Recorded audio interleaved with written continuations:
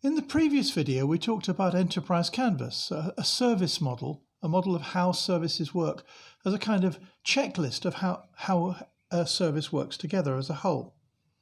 In this video, I want to look at how various support services work in relation to a given service. Remember that if we think of this as the service as a whole,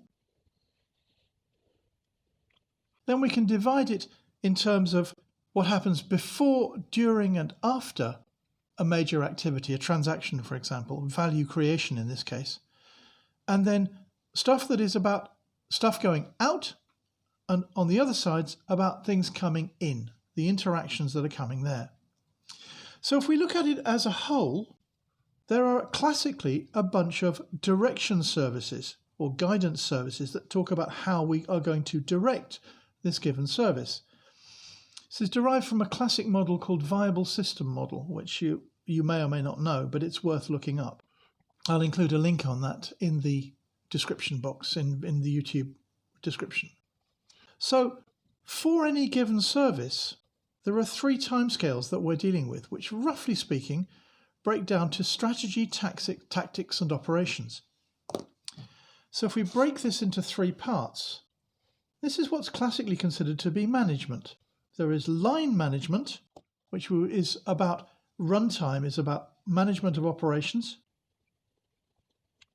There is management about the tactics, about what we're going to do in the future rather than what's happening right now. So as a tactical operation, which is also about looking at the outside world. So I'll look at looking outside. There's operations which is looking mostly inside. And there's also strategy, which is about identity and purpose. And we talked in the previous one about values. Values are derived from identity and purpose, and they're the things that guide strategy. So this is the direction services. They provide direction for whatever service we're on at different timescales.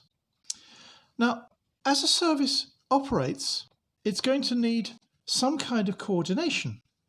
So we have another group of services that are the coordination services.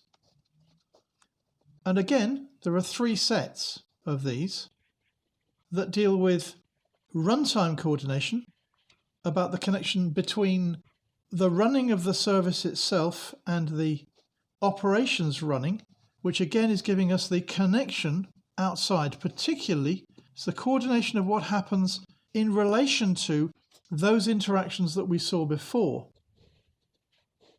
about what happens before, during, and after. So that's dealing with those coordination points here, about how we connect to someone else and onward to someone else. There's also, so that's the runtime coordination. Then we have coordination of change, which is classically, for example, the project management office or anything else that's dealing with the process of change itself. So that's going to coordinate between operations and tactics. It's helping getting the information from the tactics to help change. Now the third one is again change of strategy, a strategic change, which connects, is a bridge, provides a coordination and bridge between strategy and tactics. So that's typically the portfolio management office or things like enterprise architecture. And again, these are dealing with connections to others. Particularly this is looking outside, this is looking inside, this is looking at the runtime issues. So on another side, we have a whole bunch of services that deal with quality. I call them the validation services, but the crucial thing to realize is it's how are we going to manage quality? And we have a large number of, so I'll put validation there. We may have a very large number of these services, like services for security, services for quality, services for environment, services for safety. Every time we have some kind of qualitative concern, we're going to have one of these. So there could be quite a lot of them. And these, again, split in different ways. The first one is, why is it important? So it's build awareness that the quality is important. And that's often things like posters and so on, but also just engaging people. There is build capability to enact the capability to enact to support that quality. So I do actions at runtime to make sure that I'm keeping on track to purpose, or that I'm keeping on track to that qualitative concern. And the other one is continuous review and improve. So whenever we finish an action, and there's another video about this, about after action review, whenever we do an action, we need to review against the qualitative concerns. So these, again, they connect somewhat with each of these, mostly for coordination of doing training, coordination of connections to the purpose. Particularly, they're connecting to the strategic and identity, because that's where those concerns come from. These are interacting with strategic change, and these can coordinate at runtime. But the review is particularly happening after. That's building the before, making sure that before is connected. Capability is making sure that it's going to happen at runtime. So we're building awareness, building capability, building and reviewing and improving continuously on the basis of what's happening here.